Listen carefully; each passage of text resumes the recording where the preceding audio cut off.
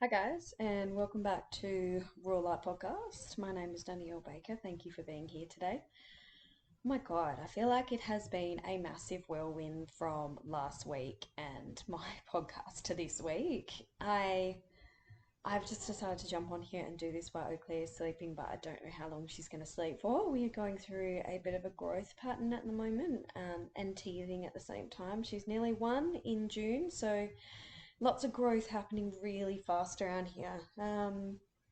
So yeah, she's actually having a good sleep today. Yesterday it was really on and off for the poor little thing, so we'll just give her as much rest as she needs. So yeah, we've had a pretty busy time around the farm at the moment. Josh is working 14-hour days. He actually came home early last night, which was really nice. Josh is a phenomenal helper. Now, I want to be very clear. It has taken us a while to figure each other out, our communication styles, and also basically how we work as a couple. We are still very new. We've been together for 4 years this year, and things have happened, and we've grown so fast and so quick together. Like, literally, we were talking last night about all our changes and who we are as a couple now. And I just want to be honest and say that I know that people that are listening in here might be new to a relationship, or they might not be in a relationship, or, those types of things. I have a lot of wisdom around relationships because I have been through a lot over the time that I have been with them. So there's going to be a bit of a story around this, I feel, today with my relationship with my husband and then also finding oneness. Now, I have touched up on my relationship with my husband before, but I'm going to be very honest with you guys today, and I'm not going to share everything with you, but I'm going to share the honest parts that we don't fucking talk about. So, the honest parts about what it's like to be in my growth era of a human this lifetime, and I'm basically here to clear all my karma for this lifetime. And what that entails is meaning that people don't realize that your DNA is your karma. So, any patterns that you go into, so if you're basically going into a pattern every month that's the same and you're repeating this pattern and you can see the pattern, that is your karma. Karma isn't what people actually think. Karma isn't, I'm going to hurt you and it's going to come back and bite me in the bum. It is to a point, but that's not what real karma is. That's what man made karma is, basically. And this lifetime, I have signed up for a lot, a lot of work because of the work that I'm here to do and how I'm supposed to expand this lifetime. And basically, my husband is a part of that journey. He signed up for that this lifetime as well. He signed up for basically starting from scratch with me, and this is our last lifetime together, which is really sad. It makes me really sad when I think about that. We signed up to finish our karmic patterns this lifetime together, and next lifetime we signed up for something different with different people. So, which is really hard to comprehend if you don't really believe in that stuff. But for me, it's like down to my DNA pattern and it's very factual for me. So, yeah, I literally feel like I have learnt so much and learnt how to become one with myself. I've had to learn and discern what is mine and what isn't. And sometimes I feel like that is really challenging. It is super challenging discerning from what is from our parents and what is from us. And we bring a lot of that into our relationships. It's just facts. If you don't work on yourself in your growth, you probably won't notice what you've picked up from your parents. It might be a small thing of, well, my mum doesn't believe that men can give you everything or be supportive or loving, and you don't realize, but you take that on and you keep being with guys that show you exactly what your mum has said. So, or it's the same with, like, so basically, if your parents split up and you as a female go with your mum, or you as children go, for males as well, they go with their mum, they're most likely to take on their mum's patterns and thinkings about the dad. So it's really careful about how you speak about your ex-partners with your children, because it really does affect them. And here's how it affects them. For a male, if your parents split up and they go with the mum, and the mum doesn't really let you go with your dad or isn't very encouraging for you to go with your dad because she wants control over the situation, he's most likely to have a dad wound, which means that he's going to have a bit of anger around this. And it's the same for if you're a female, you'll have an anger around your dad. Even if your dad didn't do anything wrong, and even if it was a amicable split, it still would be a problem. And it's the same thing as well. Say you went with your dad and you took on your dad's patterns towards your mum. It's the same thing. You'd have a mother wound. So these are the things that we need to realize in relationships that can really affect us in so many ways. So knowing where your partner's strengths are and where growth is needed is really important. Like the amount of growth that me and my husband have done in the last 4 years is fucking huge. If I could tell you the ins and outs of it, all I will say is some days it's very challenging for us. We're in a very solid spot right now because we've just managed to figure out our communication and just managed to be kinder to each other. Also, throw a baby in the mix. When people say that their relationship is perfect and they don't have a child, I'm like, throw a baby in the mix. Let's just see how you go with that, because you have to learn to communicate what you need while you have a baby and you're basically building a foundation with your partner and you have a child. Even if you've been together for like 14 years to 10 years, it still will rock things if all of a sudden you have baby, because you're used to it just being you two. You're used to that growth pattern. And also, people really struggle growing. We have this innate feeling that we shouldn't be growing because of what basically society has told us. Stop growing. It's wrong to grow. And if one person starts growing and they start growing without other people, then people start to isolate them. And it's like, well, that's fine because I'll just find other people that's growing and grow with them. But basically, we're here to be in relationships to grow. We're here to evolve with each other and we're here to expand with each other. So, what happens is if we aren't willing to grow in a relationship, and like you yourself as a female might be growing and you can see that your husband or he might be growing and you can see you're not growing with them, what do you have to lose to grow with somebody? You know, you lose your old self, you lose your identity of who you were, but that's not who you were to begin with then. Growing means you get to know yourself even better. Like I can differentiate when I'm in my ego and when I'm here and solidly in connecting with my body and my soul. And there's such a difference. And thinking before we react to certain things as well when it comes to that's what becoming oneness is, right? So becoming oneness is learning what is really us and what is not us. What is the voice that's chatting in our head? Is that an authentic voice? If it's basically telling you that your friends are talking about you, you're getting cheated on, you shouldn't trust people, your parents are doing this, you're doing that, work shit, this sucks. Is that you? Or is that just a version that's been built by society around you? Start at the base of it. Think about what you were like as a child, the freedom that you used to feel as a child. And if you didn't, think about how you would feel now if you had that freedom. What did your parents instill in you that you don't quite like? And remember, they were trying to do the best that they could. They were trying to survive with the knowledge that they had. The generation before us is very different to our generation, and our children's generation is going to be completely different to our generation. I'm not a perfect mum, and I'm not saying that every day I'm perfect with Oakley, because I'm not. You know, I have my moments, but for the bulk of it, I try and do my best to be here and be as supportive as I possibly can with her. So I feel like, she'll probably look back and go, oh, mum, I wish you didn't do this, or wish you didn't do that. And that's great, because all I wanted to be is just be her mum. But I want to allow her to just be herself and let her decide who she wants to be in this world. And, here's the thing. With everything that goes on in the world at the moment, what happens in your household is your responsibility. What happens with your husband, your children, that is your responsibility as a mum. Just like it's your husband's responsibility to stand up and step up as a husband to be supportive and loving and just as emotionally available as what you are, but it takes time. Things take time, okay? Things take time. You have to have, if you're wanting that growth in your relationship, you both have to be willing to grow together. If you don't have that, it might be time to chat with your partner and just say, hey, I would like to grow with you. How would you feel about us going on a journey of finding ourselves in our own oneness and what that would look like? And a lot of people get really scared because what does happen and what does come next is scary. You become a different person. Your partner becomes a different person. If your partner doesn't grow with you, then things start to change, and you can see that you're evolving and they're not. And it's really hard and it's really tough.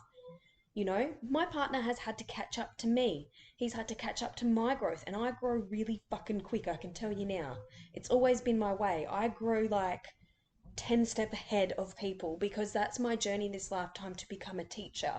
Eventually I will be teaching on stage. I know this for a fact. This is just the start for me. I just know and feel that in my body, and I've seen it and felt it, you know, and he's catching up to where I am, and he's caught up so fast, but he's still growing and catching up, and I'm still growing and catching up to him, you know. He and I balance each other out perfectly. He softens me so much, gets me to be very gentle, very loving, into my mother energy, into my beautiful wife energy, and I get him to stand up and step up into his masculine energy, and him to speak and be heard and to be seen, and for him to feel strong and powerful. It's not my job. His job is to help himself to become powerful, but I'm here to support him along the way. Women, you need to understand that you are the foundation for a man and for your family to really grow. You have the opportunity.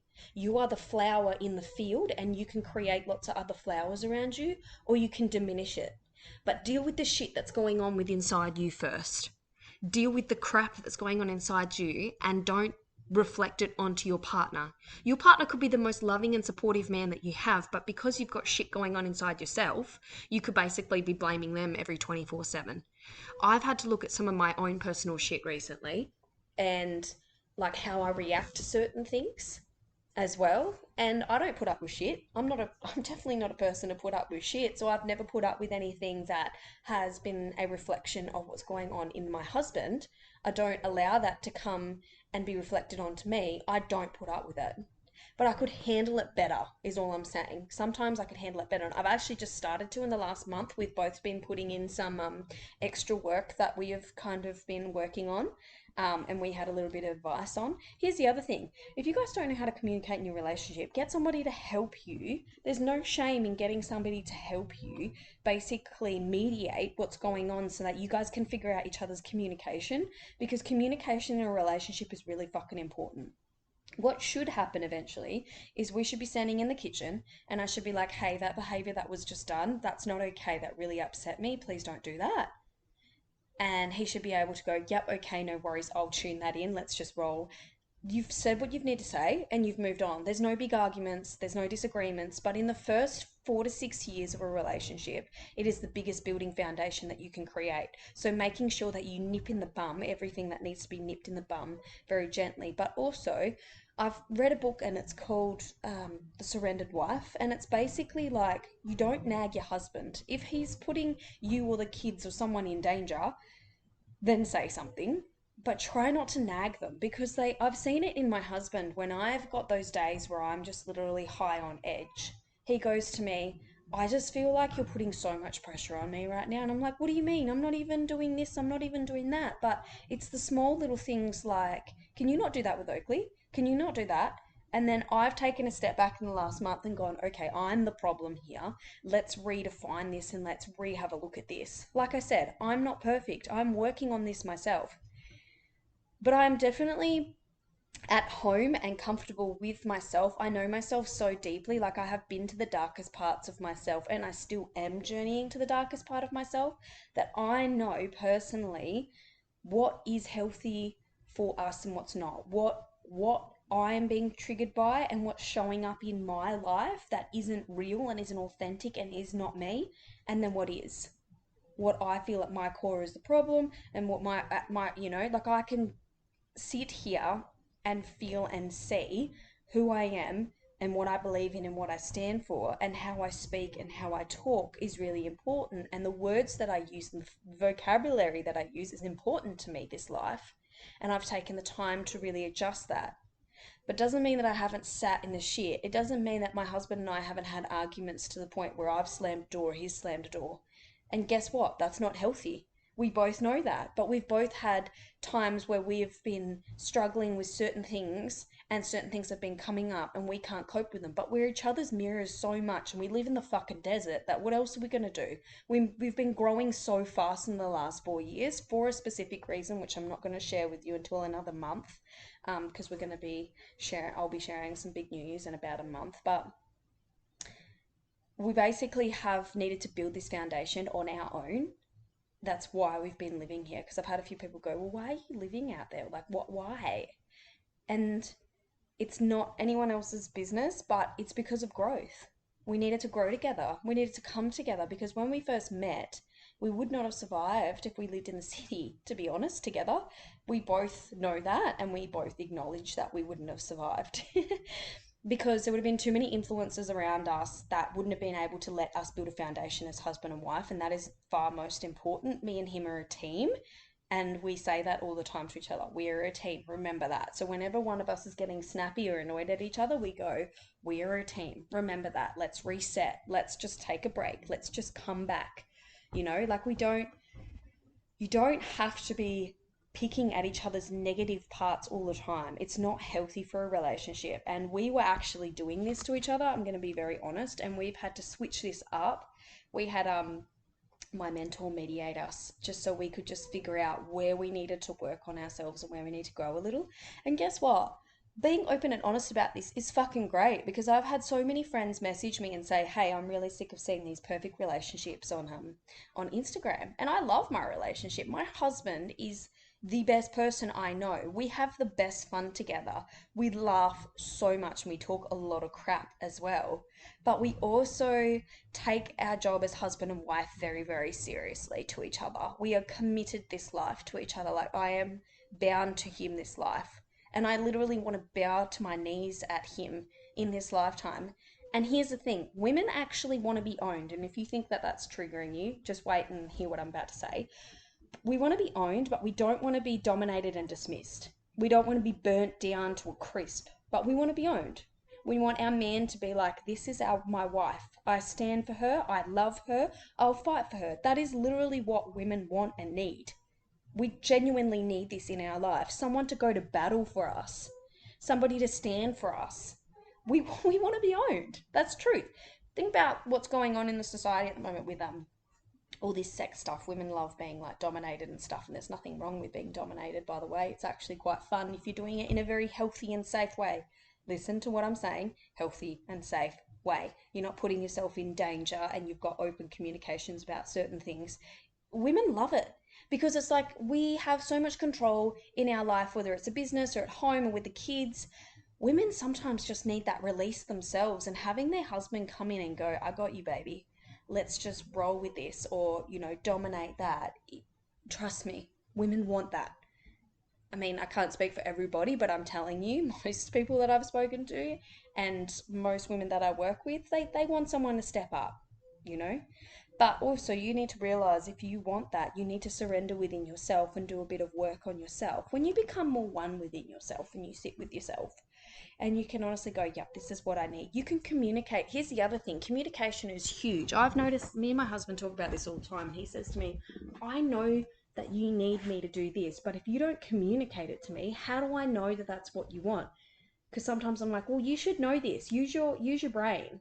That's how I think. That's just me. That's how I think. And he goes, well, no, because it's not, this comes naturally to you. It doesn't come naturally to me. So tell me, hey, can you please just take the bin out for me? Hey, could you help me here? And now he just does it. Like literally, I've asked him a few times. So now he will literally just like go hang the clothes out, bring the clothes in for me. He'll help with Oakley and I don't have to ask. He'll get up with Oakley. He'll feed her.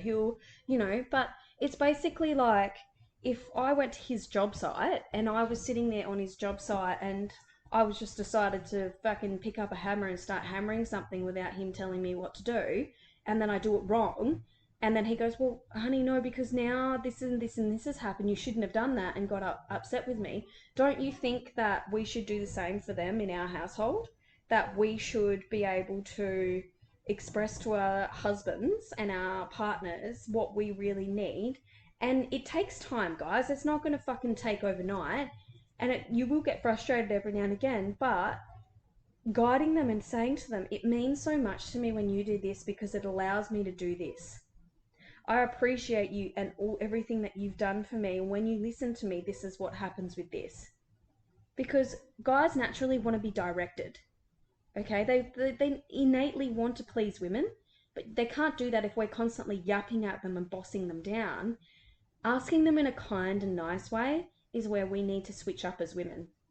And I've known this for years, but actually practicing it when you're with a partner and you're in a moment of just needing help, I've literally taken a step back and gone, that behavior that I have been behaving is not okay. I need to do better. I need to do better as a wife, and I need to do better as a mother for both Oakley and Josh. So I've started working out and doing some things that are starting to help my mental load with things, and I've also changed my nutrition up, which has helped balance my hormones. So whenever I would feel that my hormones were unbalanced, it basically balanced me back out again, which is amazing. So, I am trying to be as be as responsible for my own actions in my relationship. And for some women they don't want to take that responsibility. They want to blame their husbands, and if that's the case, we really need to start taking a look at ourselves, because it's not okay and it's not respectful. But also I would like to point out that if there is certain things that your partners haven't worked on, like I said, if they have some sort of wound, especially a father wound, it'll come out in your relationship in certain ways, and that probably needs to be nipped in the bum. Basically, it's really challenging because you want them to stand for you, but they won't do that because they've never seen that or felt that power from another male. So it's really important to just see that, and also don't go in there and be like, you've got a fucking problem because you haven't had a dad in your life. Now, don't go saying that to your partner. That's just not okay. That's stupid. All right, I'm just going to be honest. That's wanting to play with fire, because that they'll just get their back up and be like, what are you talking about? No, blah blah blah blah. You just have to gently go in there and say, hey, I learnt something the other day and I just wanted to talk to you about it, because I just noticed that certain behavior that comes up sometimes, this has come out, and it probably will trigger them because they'll be like, what are you talking about? But men tend to think about things and go away and think about things. This is a really important thing to just think about. So if that's the case, they most likely won't stand for certain things, and you will find you'll get triggered because you're wanting them to be this really strong male. But also your actions and how you're speaking to them needs to be respected as well. You need to respect that they might not be aware of it and they might not want to go into it, and that means you would just have to basically put up with what's going on, because some people don't want to change and some people don't want to grow and they're happy with who they are. So we need to remember that if you love somebody, you need to love them for the journey that they're on and the journey that you're on. And if your journey takes you down a growth path and it's not taking them down a growth path, you need to consider what you're wanting out of your life. And I feel like a lot of women settle when they're younger and they don't really take a look at what their growth path and pattern might be. As well, I'd like to talk about the woman wound and the mother wound. The mother wound is huge for a lot of people, where if their mum wasn't available, even when they were home with their mum, or their mum wasn't emotionally available, or their mum couldn't be there for them, you basically go into a shutdown mode and you shut off basically your love, your infinite love, because you've never experienced that infinite love from a mother. And Mother Earth also brings in that infinite love. So you probably feel disconnected from women, and well, that's if you're a male. For a female, you'll probably find it challenging to connect with your children or your husband in a very open heart way. It might be really scary for you. That's why sometimes when people give birth and they have babies, and they have had a mother wound, they struggle and they find it really hard to connect with their child and themselves, because you're basically rebirthing yourself and you're basically training yourself that it's okay to have these beautiful heartfelt feelings that you've never felt before. So that can come out in aggression, being upset, frustration, and we tend to take that out on the people that we love. So the mother wound is huge. Okay, so is the father wound. So taking note of if you have one of these and where growth could happen for you to heal some of these and how to heal some of these. It's really, really important because they reflect then onto our partners and our children. And then we're basically going in circles and we're doing the same DNA pattern as what our parents did, you know, and for whatever reason, and don't go blaming your parents completely unless there's something that has traumatically happened and it's really, really physically embedded in you. But a lot of trauma happens, and it's really important to work through it so that you can heal from it and move on, because otherwise it gets stuck in your body and you're constantly in this fight or flight mode from the time you were 2 or 3 or 4. And now I understand what it's like to have some sort of trauma. I've spoken about this before. And it's really important to acknowledge what it is and where it's come from. And like, I spend most days sometimes in a bit of a mind searching of like certain conversations that might have happened with my partner, or, you know, those types of things, or stuff that's happened with Oakley, and how I can adjust myself so that I can be better for everybody. And that might mean me crying for a little bit at night time. That might mean me journaling and figuring out like what's going on. I'm not a massive journaler. I'm more of like a vocal talker sort of thing for me. Um, but it's really important to just take the time to acknowledge what wound you might have and where it needs to be healed.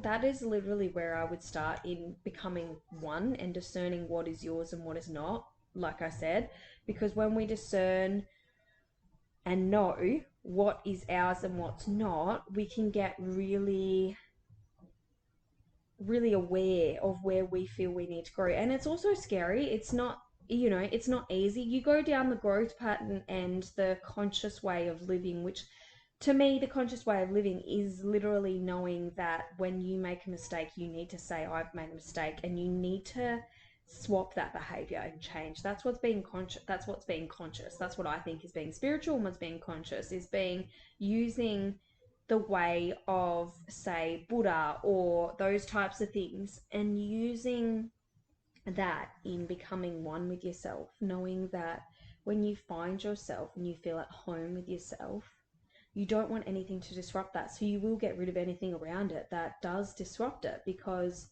we ultimately are here to find oneness, but we are trained in the world not to find oneness and get access on the outside of materialistic things. And then when that fails, relationship fails, because we're basically looking at things to fill our life to make us happy. We might have seen our parents do it. We might have seen co-workers do it. But the real key to happiness is going in and finding the oneness. So yeah, that is basically what I've been working through the last 4 years. My relationships have been the most reflective to me at this stage in my life because of where I've been. And it's the most powerful one in my life. So why wouldn't I want to put more growth work into it, basically? You know, like, And also, I'd like to say as well, you don't have to take my personal word on things. If you feel it doesn't align with you, let it go. Find what suits you and what suits your body and what your own intuition is telling you right now as I've had this conversation. You know, does it align with you? Does it make you feel triggered? Does it make you feel angry? Are you annoyed? You know, those types of things. That is also the key to oneness. Not, you know, allowing your emotions to come through and to be emotional. It is important for women to flow with the emotions, but not go into them too much. Go into them and release them, and then come out and move on from them. This is really important, because otherwise we store trauma in our body, and then what happens is we can get sick. A lot of people do get sick because they hold a lot of emotional trauma in their body. That's like when you hear a random story of somebody who does a lot of things for everybody and who's the nicest person, and all of a sudden they get really sick. It's because they probably haven't taken care of their own emotional body and their own self, and they've been worrying about everyone else. Because as a child, they were brought up to worry about everyone else. So basically, they've been taught to switch off their emotions and help everybody else and be kind and loving, but never put boundaries down, and to know when they need a break and when they need to have a rest and when they need to have, you know, say no and those types of things.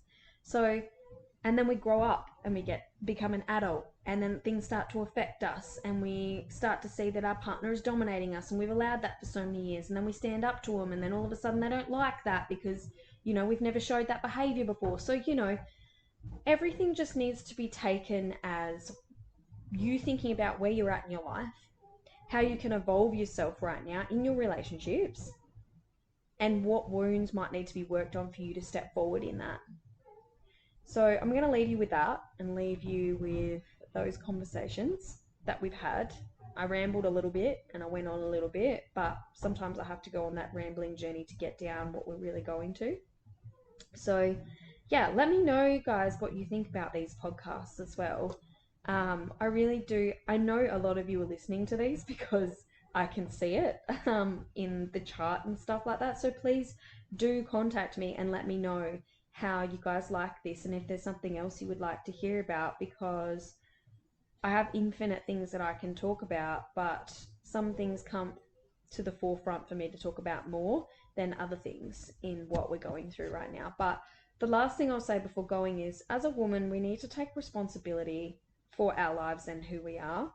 And I know there's a lot of external factors that are around in this world, but we basically need to discern what is ours to take on and what is not, and to be unapologetically okay with letting people go and letting people come, and knowing that by following your own oneness, you actually become more happy than following other people. So I'm going to leave you guys with that. Thanks for being here. I really do appreciate everybody that listens to this podcast, and I'll catch you next week.